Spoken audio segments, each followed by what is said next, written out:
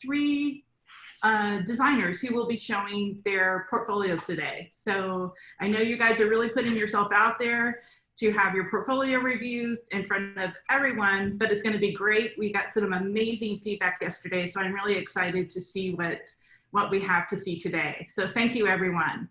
Erica, or no, Angie, I think you are the one doing the presentation today.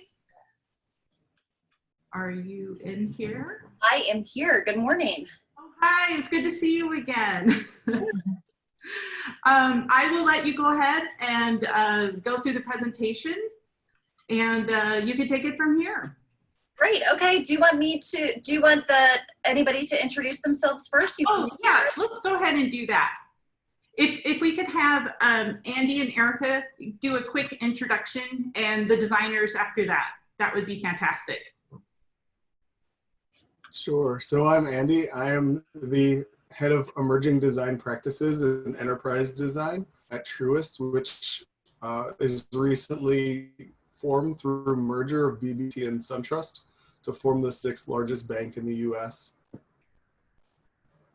Hi everybody, I'm joining from Berlin, Germany, and I'm a senior product designer for Zalando, which is one of the leading fashion platforms here in Europe. Thank you, that's great. Taki, would you like to go next? Well, my portfolio is not getting reviewed today, but just part of the San Diego design team. Yesterday's was amazing. So for everyone in the presentation today, just sit back and enjoy and learn as much as you can. Thanks.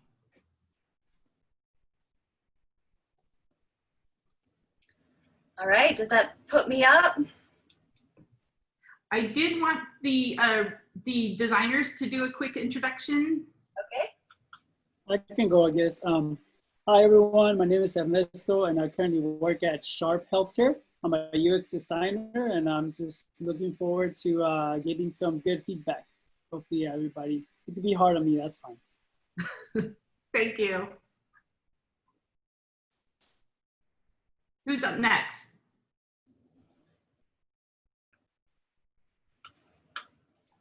Esther, are you here?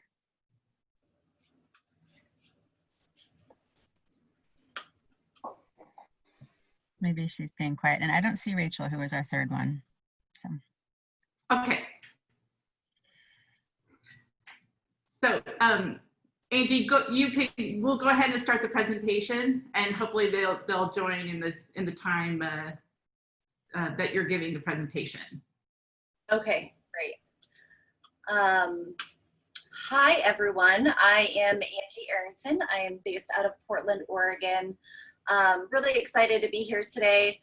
I know we're all kind of in the middle of wild times, so hopefully this week proves to be a lot of inspiration for moving forward.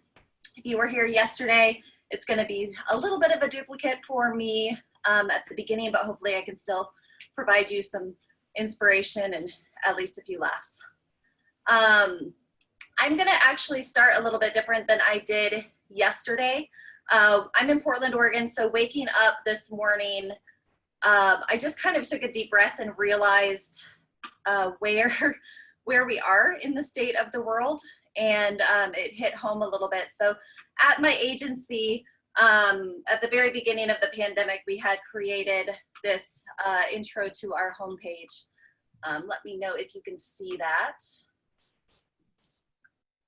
And I just wanted to kind of take a minute to use it as an introduction as things are continuing to change on a daily basis with where we are. So you wake up and you are here in this place of no place, a place where parks and schools are closed, where beaches and forests and mountains are closed, where the restaurants, bars, and shops you love, support, and champion are closed, a place where cities of people are sick and dying, a place where nobody knows what happens next or when this thing that has taken everything away will end. And yet it is here in this place that you remember the work and the working hard. You remember the failing, the striving. You remember the lives that shaped you, the stories that made you, the ideas that inspired you, the sweat and tears that bled from you. You remember the love and the reasons and the whys. You remember who you are. So there's work to do. Remember who you are. I mostly want to share this because no matter where you are in the world today, no matter what we're going through, there's struggles, right? We're in the middle of a global pandemic. We are in the middle of fighting one of the largest civil rights movements in history. We are waking up to Megan in her car this morning off of her hotspot because of fires just miles away. There is a lot happening. And no matter what place you're in, no matter what mental state you're in, one of the things that has provided me a little bit of mental stability through all of this is the whole notion of whether you're working from home or you are searching for a job from home, being from home and having all this time can be a little bit overwhelming, right? So one of the quotes that I heard at the very beginning of this was, remember, we're not working from home. We're in the middle of a global pandemic. We're in the middle of one of the largest crises in history, trying to work from home. So give yourself some grace, whatever position in life you're in, find some inspiration in your day-to-day and keep kind of taking one step ahead. So my hope is that I can provide a little bit of that inspiration for you.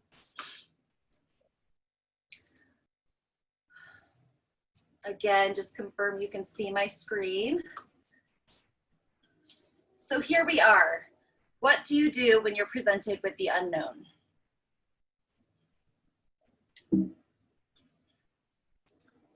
You say yes. We're in a world where fear is a huge part of our day-to-day. A lot of what you're going through with portfolios and showing your work is extremely vulnerable. Putting yourself in a position to be criticized and be evaluated and Hey, Angie. I think you might have to re-share your screen. Our screens are black. This happened to me yesterday too. Yeah, same problem. Thank you for interrupting. We'll just keep doing that if it happens. Okay, holler. Perfect. There you go. We can see it now. Okay.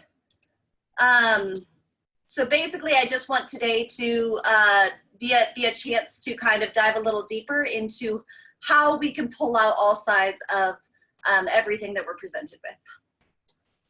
So I am Angi Arrington, as I said, VP of Creative and Creative Director at Watson Creative. That's a lot of creative. I believe you will be presented with opportunities to excel, opportunities to struggle, opportunities to be significant, opportunities to be humbled, opportunities to cry hard, to be foolish, and to love. So take them. One of the things that motivates me and drives me and inspires me on a daily basis is making impact. That is one thing that keeps me going. The best advice that I've ever received and the advice I would give everybody today if I only had one piece is to be kind. So anything new is created in a cloud of unknowing. Certainty, of course, is a pretty thought, but reality is a murky mess.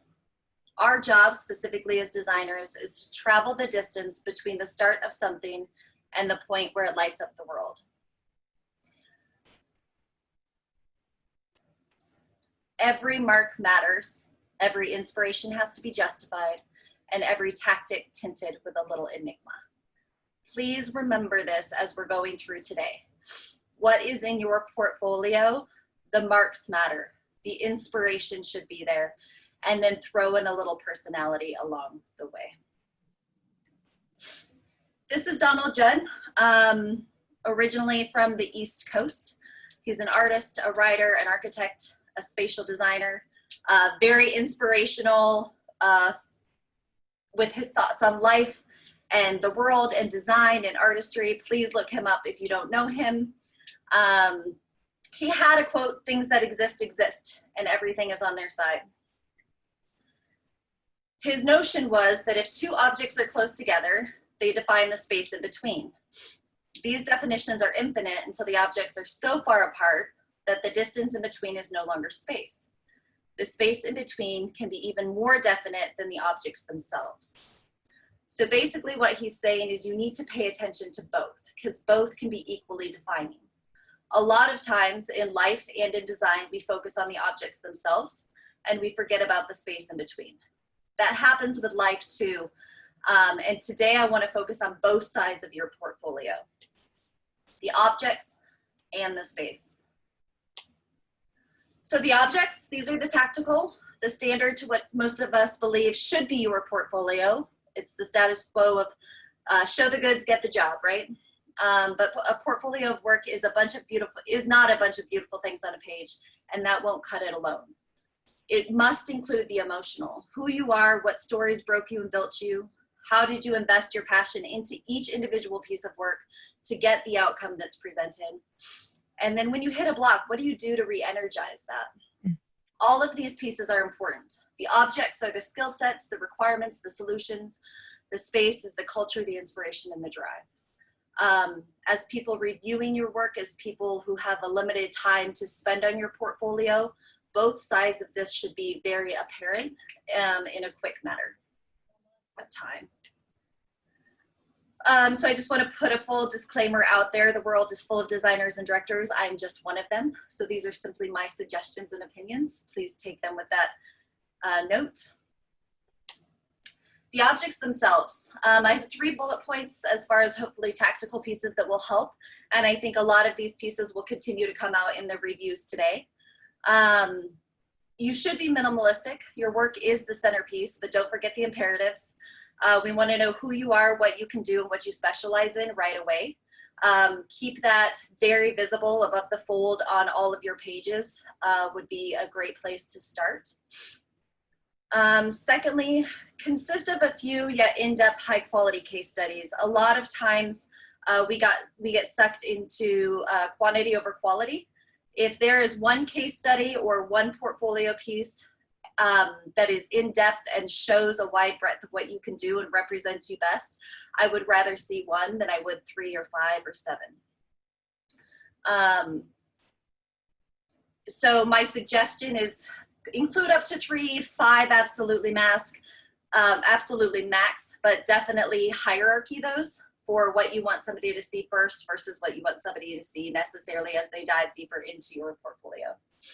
Make sure it's clean and digestible. Include your behind the scenes process. One thing that is forgotten, I think, on a lot of portfolios that I see is to clearly define your role in the project. We fully understand that every project is typically a team effort, and there are a lot of hands and brains that are used throughout that program. Just define what you did and the pieces that you played a part in. And then lastly, use the hierarchy of information and nesting. Make sure that you're being very specific as to what you want to see and when you want to see it.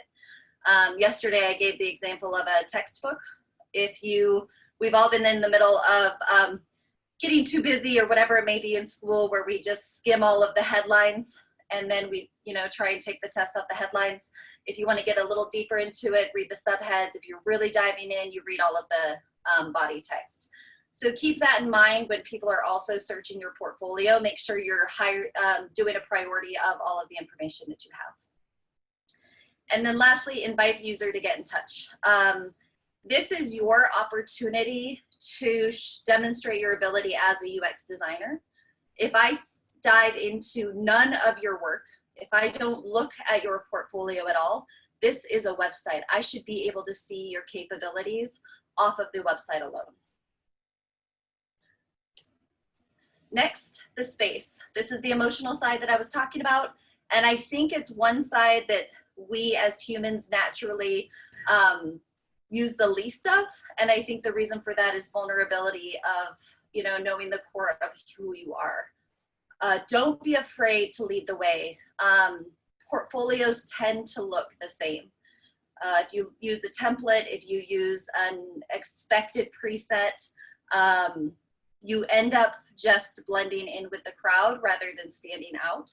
So don't trust your instincts on what you want to do and what is going to represent you the best. Any hidden gems that you can add into it, I think are always fun and intriguing. As far as the case studies go, the case studies specifically are about how to show your work. But more than that, I don't necessarily want to know about the client. I don't necessarily want to know what their expectations were, or if they were happy and if it was successful to the client. I want to know how you as a designer got there. I want to know the role you played. I want to know the challenges you had. I want to know exactly where you struggled, and then what worked and what didn't work, and the whys behind it.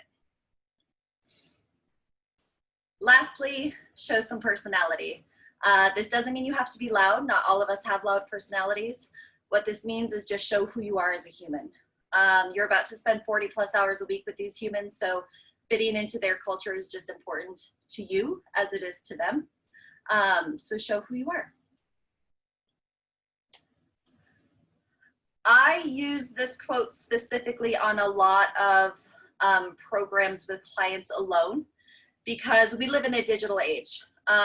This is a little bit different in creatives now than it was 5 years ago, 10 years ago, more. We used to have a little bit more, like, as a creative, we all believe that our designs are wonderful and our designs are the best. And it's just like, we want to go away and spend all of this time creating something stunning and then just wow the world. But we live in an age where everything is changing. It's instant gratification. So just remember when you're building your site that you could always build once and build great, but you can't build once and build right, because right is always changing. Build so you can optimize. You are going to be applying for jobs. There are going to be multiple people looking at your site. You are going to be evolving by the day. Sometimes that is hard and overwhelming, but build so that you can optimize little pieces and continue to update and refine, so that you are really truly speaking to the people that you want to be speaking to, and that you're evolving your site along with yourself. This is your personal brand. This is representing who you are as a human and who you want to be in your career. So keep that in mind, that it should be evolving on a regular basis. So I'm going to leave you with this. Remember, anything new is created in a cloud of unknowing. The unknown is scary. It's hard. It's a really vulnerable place to be. But our job is that space between, to travel the distance between the start of something and the point it lights up the world.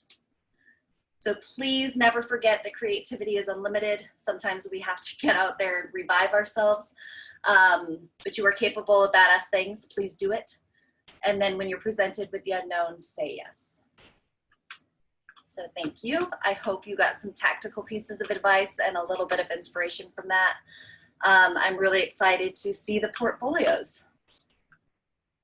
Angie, that was wonderful. Thank you so much. I was lucky enough to hear it 2 days in a row. So, okay. I just want to make sure. I'm going to paste. We're going to start with Ernesto. And I have just pasted the link to his portfolio in the chat. So if you'd like from home, you could take a look. It might be easier to look through it that way. And Andy and Erica, I will share the portfolio on my screen, and you could just let me know when to, if I need to change pages or scroll down or something like that. But let me go ahead and bring that up. Sure.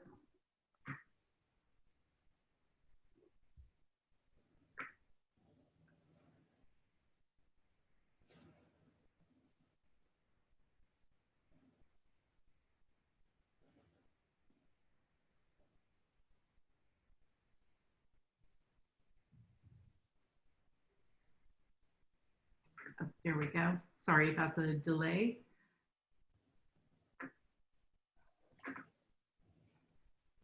Seem to have a little issue with my mouse this morning.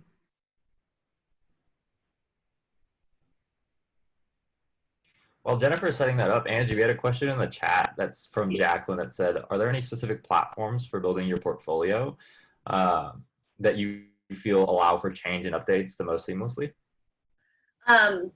That's one of the hardest questions that I get a lot, is people talk about tools and platforms and what works best.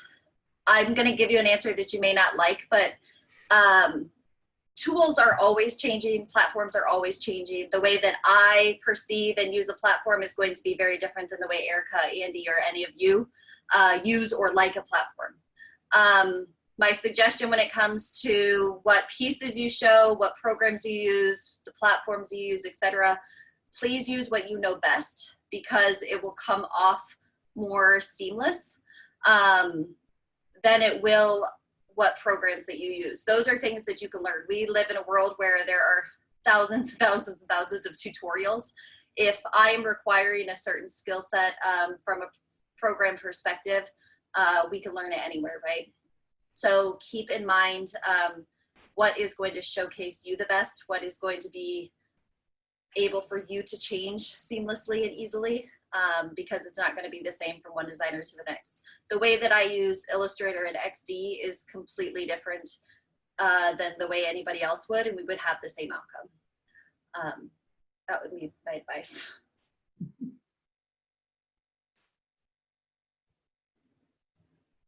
All right, should I start? So this is Ernesto's portfolio, and I'll go ahead and start scrolling through it if you'd like to. I'm not sure if Andy or Erica wanted, do you know who wants to provide feedback first? We can go ahead and start with that. Erica, you can go. All right, okay, cool. Just because I know, Andy, that you provide a lot of feedback usually, so I'm gonna try to be, concise. All right, so I'm gonna share the things that I liked and the things that could be improved. So again, from this portfolio, I can tell that, you, Ernesto, want to show some charisma in your personality, and you have also like this horizontal skill set about UI and development and visual design. And also like how you describe yourself at the end of the page, saying that you have a positive attitude and you collaborate with others, which are, for me, like good aspects to communicate as a designer. In terms of improvements in the homepage, I have a few things to say. So if you go on top, and basically I wouldn't advise to use a red color like that, full width, because red again is the color of fire and blood and gives like the sense of danger. So can be a little bit distracting and a little bit impacting visually. I also wouldn't recommend the use of illustrations to illustrate yourself, because it gives a little bit less of a professional look. As Angie was saying before, always remember that your portfolio is your first chance to show your design skills. So if you say that you're a visual designer, is not really represented in the page, because I see 4 different fonts in the header. So I wonder why you chose that. In terms of the selection of the projects, I can tell that you have different projects to show, from mobile app to website to internal tools. I would clarify more the nature of each project. For example, like the sub description that you see after, for example, activity tracker. Yeah, I would like to know a little bit more, like what is the project about and what was the purpose. Having a coming soon description, I think one of them has it, is not good, because it makes me feel that it's still a work in progress. So lack of content is not something that is well perceived. And if we can take one of the projects, we can also, I think we can take empowered decisions. So anyone. I think I saw, like, in general, what I like the most, as Andrew was saying as well, I like to understand what was the problem and how big it was from a business point of view, from a customer point of view. Because you always have to remember that the designers, their first task is to understand if it's a problem worth solving. The project role is, I don't think, was accurate enough. There are more tasks or design activities rather than, what was your role inside the project or inside the team. And the rest that I have is more like the selection of projects. As Angie was saying, I always recommend 3 or maximum 5 kind of projects. If you have single page designs to show, I wouldn't recommend it, because it probably doesn't really tell, how complex it was and how big was the project. So if you really want to do that, maybe you could use, something like a reference to show how it looked like before and how that impacted the performance of the new designs. Also, I would get rid of the logo sections because, again, if it's not a branding project, I wouldn't recommend to drop just little logos here and there. I would rather focus into other skill sets that you have. That's it for me. So I would echo a lot of Erica's comments, and I won't just for the sake of time, but I'm here for your sketch animation that you have in the Hi, I'm Ernesto. Like that coupled with your image makes me think that you also do illustrations, but I don't see that called out in your bio at all. So I'm guessing you just kind of like illustrations, but you don't actually, you're not an illustrator. But maybe you are because I saw a few images. Now, I viewed this yesterday on a different browser than we're using, and at first I thought there were only one project in your portfolio because I saw the first project on the left and then there was a blank space on the right, and then the rest of the images when I scrolled were there. So I saw there were more projects and quite a few projects. So I would just make sure you test things on multiple browsers and multiple platforms to make sure that there's nothing breaking as you build them out. So we can jump into the activity tracker.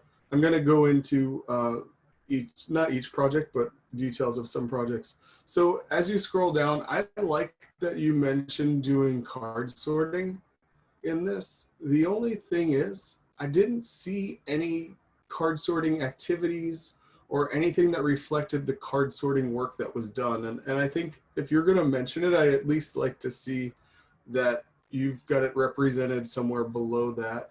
I really like the storyboarding as we continue to scroll down. I think, again, that made me think that you've got some illustration skills and that you enjoy doing illustrating. I think that as designers, the way we communicate, the way we solve problems and our intent and our solutions is really important. So if you can leverage, something like storyboarding, definitely call that out because we are communicators at the end of the day, and finding the best medium to communicate our intent is key. I also think that the details in the journey flow and the journey map and the user flow are really, like, it shows that you've done this and you know how to do it, and it's what I would expect to see. It's not a shortened version, an abbreviated version. It's pretty detailed, and I like that. I also like the increase in fidelity of the project as you scroll through it. So it really does showcase your process, and it goes from wireframing all the way through increasing in fidelity as you scroll through. So I thought that was key. And I like seeing annotations and understanding your intent of functionality. And I also like the layout of the static screens that you have here and also on some of your other projects. I feel like the lines are visually guiding me down the page, which I like. So we can jump into empowered decisions, but I also would just like to call out, I also like the videos that you've added to with your prototypes. I think that's helpful, although I would like to be able to kind of click through it as I see it so that I understand the intent and kind of get empathy for the user and what you were designing for rather than just watch the video. For the Empowered Decisions project, I really love the whiteboard photos that you captured, but not the really neat, like, here's my neat row of Post-it notes. That's great that you've done that, but I like to see some of the, like, gritty work. Like, I like this. I like that you basically captured, some work. It's in your own handwriting. It's not the easiest to read, but it's how we actually work as designers in the moment.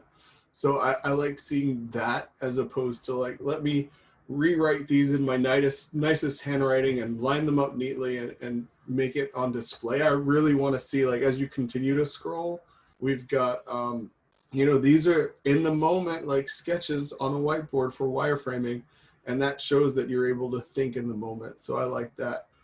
If we go back to the main page with the projects, you've got an internship recruiting project and you've got Techmecula, and those are a lot less process focused. And I mean, to me, those are ones that, unless you can really show me that deep dive that you've done on the others, I don't know if it's really worth showing, or maybe you can group them all together into, like, here's some other design work that I do.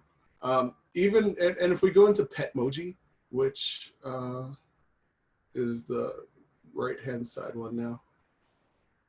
So I know that you call out that you only had 3 hours to do this work, and that makes it seem like you've actually abandoned your design process for the sake of the time frame. And if you did, that's understandable, but call that out. Show me what you would do once this was done and these 3 hours were over. What did you learn from that? What would you do differently? If you had more time, how would you go about that? If you can put that again through your actual process, what would that look like? So I think if you're, I mean, you have a lot of projects, but if you're someone that is like, I have this one project, but I didn't really have time, how do I show more work for that? I would go back and just kind of take it through your actual process again and show us what it would look like. But other than that, I mean, it's clean. I really like that sketch animation. It was eye-catching. I did also like wonder, hey, wait, this red is a little bit distracting to me in the beginning. Is there another color you could choose? And I see that you've gone with like blue through some of the other pages, so you might want to bring that blue up front. But again, it's your personality that you want to show. So if that red is reflective of your personality and you feel strongly about it, then I would keep it in C. But also realize, and not just you, but everyone, these portfolios they're almost like an A/B test, right? Like create a portfolio, see what works, what doesn't work, get feedback, try something different, see if it gets a different reaction from people. So anyway, but I definitely appreciate you and everyone else that we're going to look at there being brave and having your portfolios reviewed in public. I mean, I don't know if a few years ago or many years ago, I would be as willing to have done this. So I definitely appreciate your bravery. I just have a few quick notes. If I've talked a lot, so I won't talk that much, but I agree a lot with Andy in the illustration. I like the personality. I like that it's a skill set of yours, or at least I believe that it is. But I was also a little bit distracted that I didn't see it anywhere else. I was kind of thinking this set the tone for the site. So maybe the projects would have a hand illustrated, you know, call outs to them. Maybe the call to actions would be handwritten or something, and then that would become the vibe of your site. But I really only see it in a few places. So that was a little bit distracted to me. My suggestion would be to decide if you want to be more focused as like, I'm well-rounded. These are a wide breadth of my skill set. I'm an illustrator, I'm a designer, I'm product focused, and whatever it may be. That's great. Show all of those skill sets and call those out. But if the job that you want is more specifically focused in one area, then very much focus on that area and showcase that area. Yeah, second thing that I'll say is you have a lot of space to give hints on your portfolio in this original homepage. So where you say activity tracker, track your activity and get rewarded, that actually doesn't tell me anything about the project at all. And typically in my role, I have minutes that I'm typically going through a portfolio trying to get impacted right away before it moves on to somebody else who will dig deeper. So I want to know, yes, the client, but not necessarily as important as your role in it, what your challenges were with it, how, you know, maybe throw in a little personality in there, like what you loved or hated the most, or something along those lines right there at the beginning. This should be my outline into the project and what I'm going to see. Also, I salute everybody who's presented portfolios today and yesterday. It is a vulnerable place to be. It certainly is. Ernesto, do you have any questions?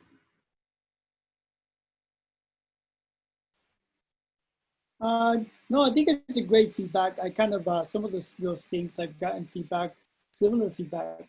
So it's a lot of the things I'm probably going to update. And yeah, thanks a lot for the feedback. It's going to be helpful for my next phase. It's going to look a lot nicer. So yeah, I'm excited. Thank you. Thanks, Ernesto. Yes. Thank you so much. Okay, let me go ahead and grab the link for our next. Let's see. While Jennifer does that, there were a couple questions as well in the chat. excuse me if I'm not pronouncing this right, but Satish asks, I didn't upload user journeys to my portfolio project. Is that a problem?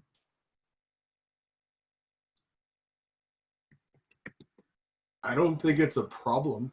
I think if you did user journeys, I would highlight them that you're capable of doing that. But if it's not relevant to the work that you do day to day, or the work that you focus on that project, or it's not a strong suit that you want to showcase, then feel free to leave it off.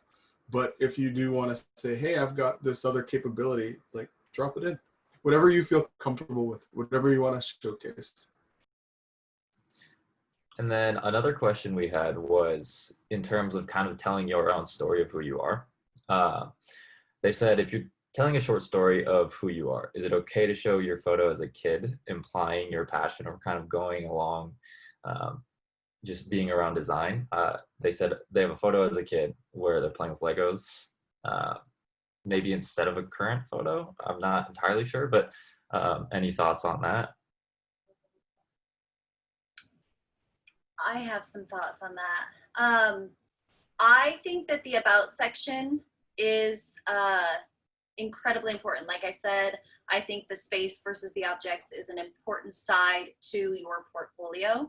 I think that we are designers, and there's a really, really unique way to show who you are and what's important to you. And more than that, how it influences your work and your day-to-day. Incorporate the two. So what I show, like I said, every single mark matters.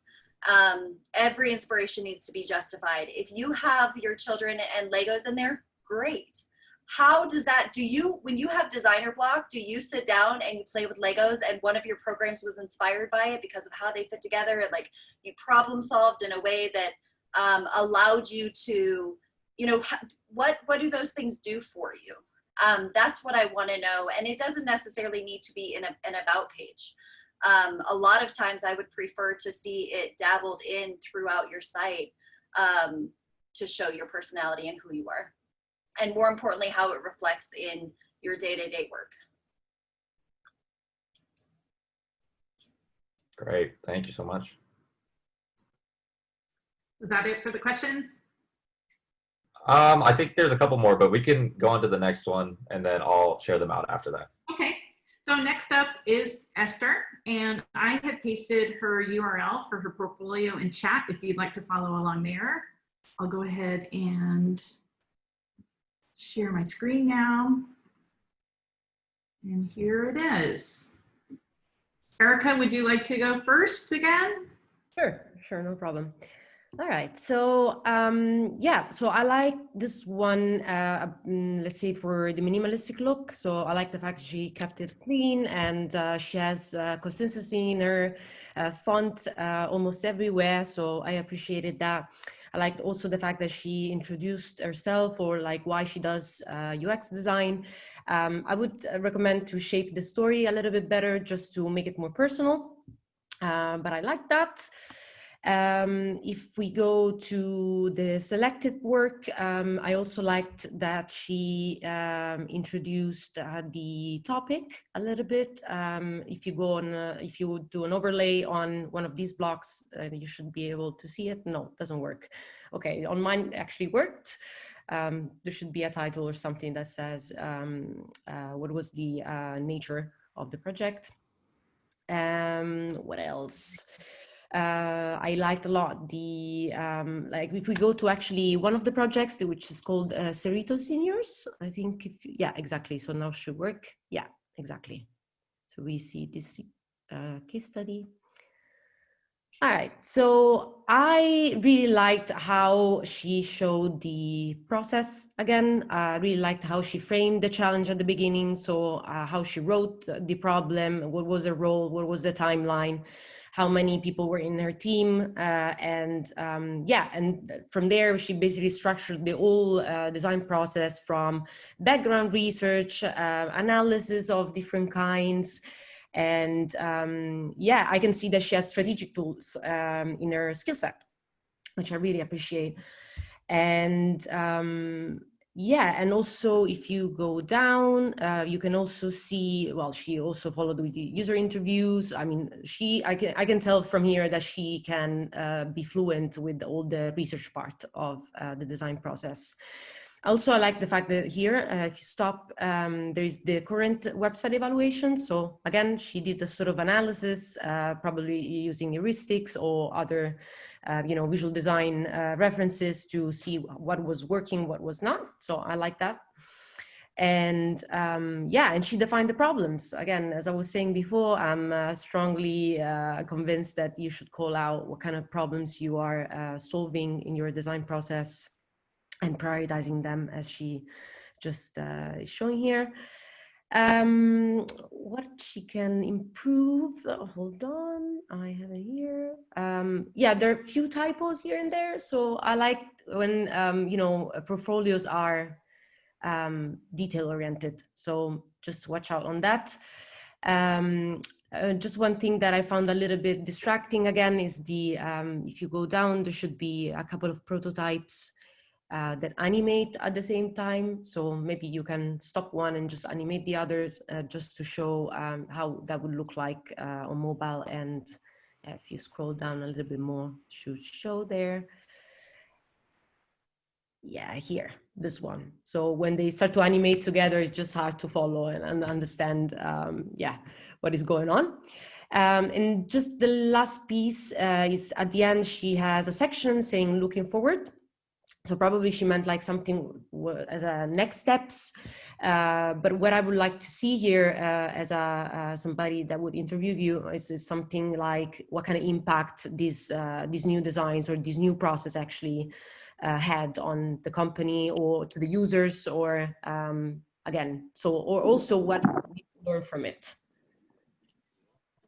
But this, I like the about page. I can see that you, yeah, tell a story about yourself. And that's it for me. I'll jump right in. You can see on this page. So,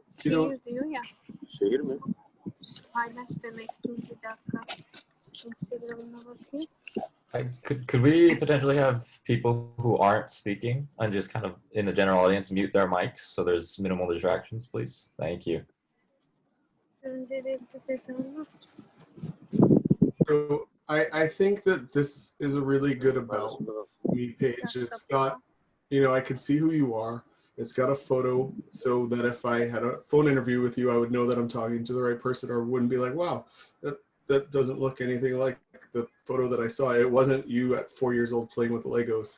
So I also like that you talk about, there's a powerful statement in there about design being more than aesthetics, which is good to convey that. I mean, most of the people that will be reviewing it probably know, but knowing that you understand that already at this point in your career is also kind of important. I really find the typeface that you use and the overall aesthetic to be inviting.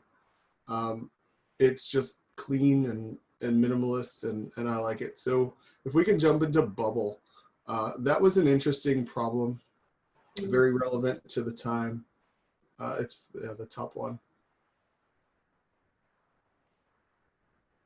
I like the research that you do, kind of like Erica pointed out. It's clear for me to understand.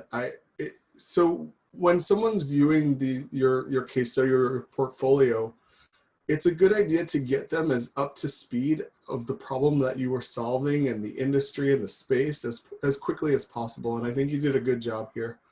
I think the competitive analysis you did was solid. I'd like to see more detail in your journey. So as you continue to scroll, it's probably like 3 full scrolls down, but right there. So the actual steps, I'd like to see the one, just keep scroll the other way. Sorry. Oh, okay. Yeah. Yeah, right there. So to me, this is a little bit, I don't know. It feels very high level. I'd like to see the actual steps. I'd like to see some of the decision points. I'd like to know the moments that matter. But overall, you know, it's a nice way to illustrate that you've kind of thought things through from a journey perspective. If you continue to scroll all the way down, there's low and high fidelity prototypes. I kind of glance through this like I would when somebody sends me the portfolio the first time. I'm not really understanding the difference between the low and high fidelity prototypes. It's not really obvious on the initial glance. It's just they both seem kind of, I mean, I know one is a prototype as opposed to the other one being called out for low fidelity, potentially because it wasn't a prototype, but I think there's just some clarity there that can help. All of the work that you show is really nice. I'm that person that wants to see the sketches. I want to see the ugly work, the raw work, the gritty work. I want to see the iterations that you've had. So I would love for you to show that. If we jump into that City of Cerritos Seniors that we were just looking at before, the middle project, you mentioned talking about stakeholders, and I would really like to understand who those stakeholders are, only because I think it would help me understand the project a little bit more. So you've got meeting with stakeholders, and we reached out to the stakeholders, but who were they? Just so I could know how your process is and who you collaborate with and who you work with in the organization. I like how you identified the pain points of the current solution. And I really loved seeing the card sorting that you have in this project for the navigation. I like the way your deliverables and process flex to match the problem that you are solving. You're not taking this like UX menu of like, all right, I did persona check, which you did. And I went into like user flows and the typical like UX menu that we see. I'm understanding that your process flexes to match the problem that you're solving, which is really important. And I know we're kind of short on time, so if we can just jump into Around, which is the last project. This one, you actually do show off the sketches and the wireframes, and I really do appreciate seeing that. I like also that you've taken your process and you've laid it out similarly throughout your portfolio, but actually the way that you lay out things like quotes appear to be different from each screen, which to me is important. It makes it feel fresh and different, and not that you just plugged your work into a template and were hoping that nobody would notice. I really like that you've kind of changed your visual representations of things a little bit. But I really do love that you went with the sketches, and I can see you're like really rough on paper wireframes here. And that's my feedback on this one.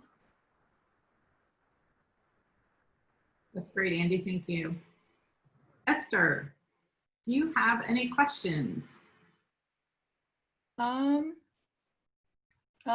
When Andy kind of pointed out for Cerritos, bubble, you say you would like to see like the high level of not the whole like completed journey. I was wondering like what would be the actual like the rough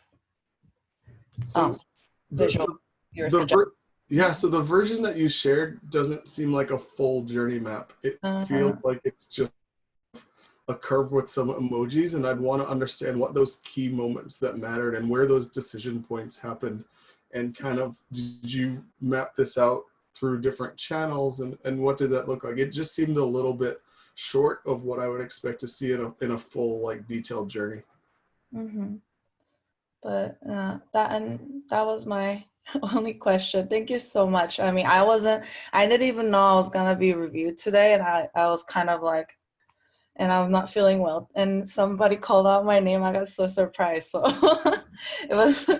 but it was really nice to hear feedback, because it's been a while since I got to get any like reviews done on my portfolio. And a lot of my work after, I mean, all of my work after Around was done remotely. And for Cerritos Seniors, we got in touch with the senior center like director, but then towards the end, like we lost touch, and so I didn't get to see any of like the the KPIs or something. Like I would like to see all of that, but you know.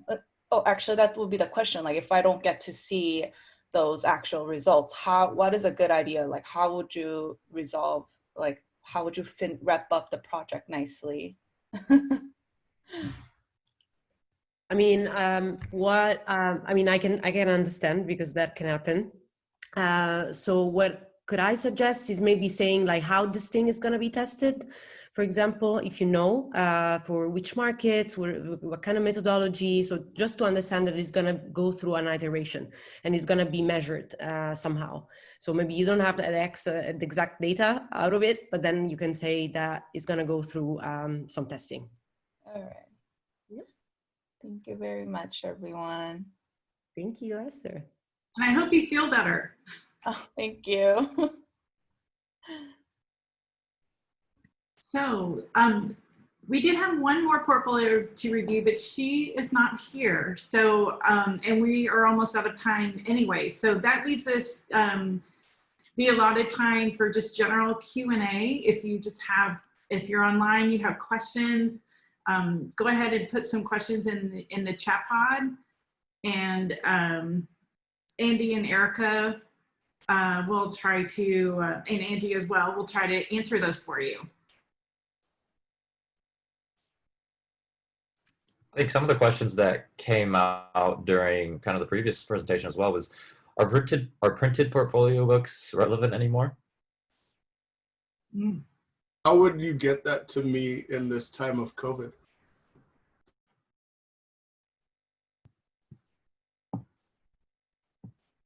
Yeah, I'm not entirely sure on the extension of that, but I mean, yeah, I think that's a great answer. It would be super costly to mail it to me. Yeah. I agree with Andy. There's a few hard area. I think they're absolutely relevant. There are certain areas that are just unique and interesting, right? If you do something different, not in replacement of, but maybe in addition to, would be nice. But it would be really hard to especially know my address or Andy's address or Erica's address, or figure out where the right person goes, or if you're sending it to a company, for that to get from the front desk into the right hands is like next to impossible. So just be really cautious with the time and effort that you spend into that, knowing if you're able to actually get it to the right person. Great. Another question we had was, as a student starting out, what are some things I should be wary of or aware of while compiling my first portfolio?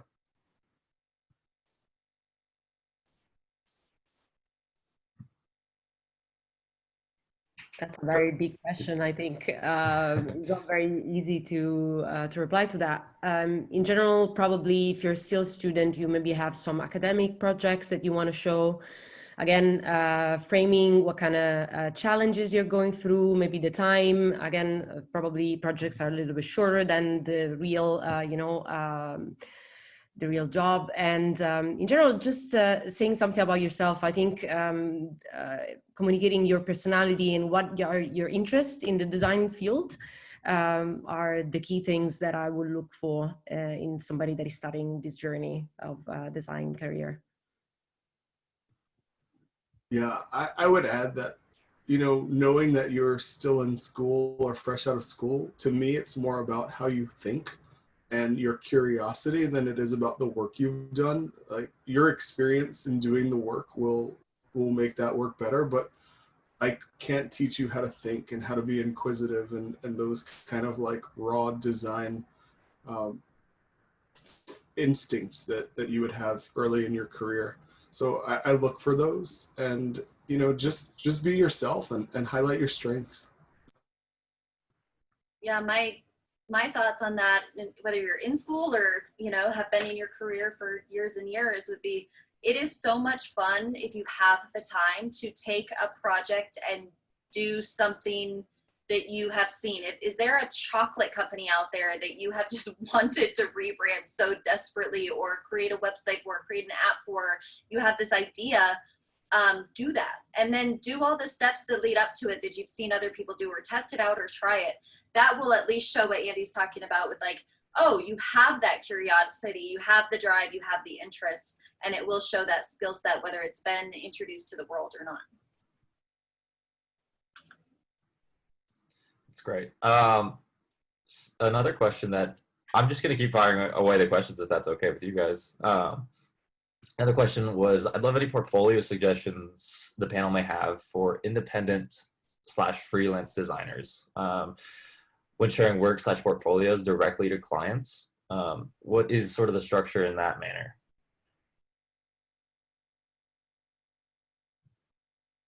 That's not the world in which I live. I've been in-house for quite a few years now.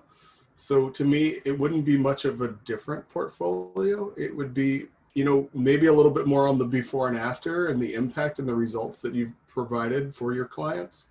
But I think Erica or Angie are probably better suited to answer that. Yeah, again, Andy, I think what you just said makes sense. So yeah, showing before and after, what is the, let's say, business impact, organizational impact that you provided. If you freelance, you know, maybe you're a junior designer or a senior designer, but again, showing like breadth of your skill sets and what kind of outputs you actually can deliver, I think is something that I would look for.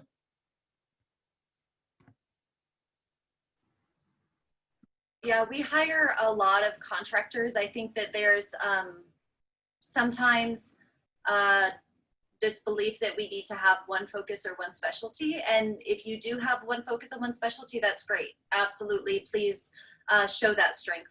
But if you also are somebody who's just interested in all things and have kind of a wide variety of skill set and you have that ability, show that too, because there's a place for that as well, for small one-off projects or a smaller piece of a project or something like that. So I would say I agree with both of them. Showing all of those pieces, I think, are important. Great. Another question. Any advice for presenting, and Angie, I think we may have talked about this a little bit yesterday with my portfolio as well, but any advice for presenting student projects that may not look like a coherent collection of projects, i.e. both physical user experience as well as digital user experience?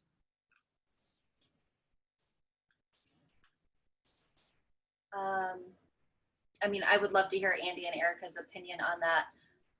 Yeah, I don't know exactly what I said yesterday. Maybe you can refresh my memory, but I think that any program, whether it's been out in the world or not, has substance that can show your thought process. So if it is a student project or a passion project, it is absolutely worth showing if it shows your strengths.